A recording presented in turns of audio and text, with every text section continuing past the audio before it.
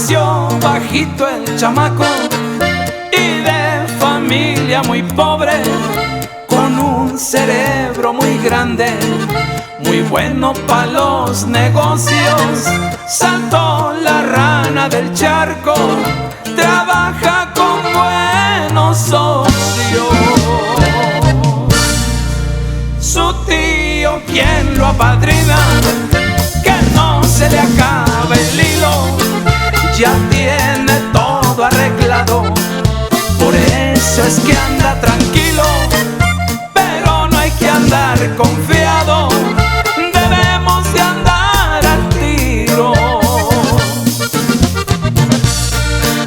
Mi cuate, póngase alerta, prepare cuernos de chivo, mi bule, tráigase al perro para que olfatee el camino.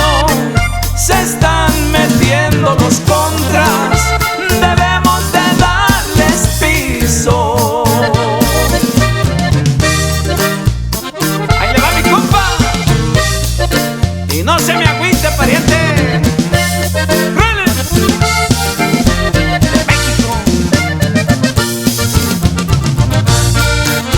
La vida da muchas vueltas, eso no me quita el sueño. A veces andas arriba y en otras pisando el suelo, y a la santa que me cuida yo siempre me la encomiendo.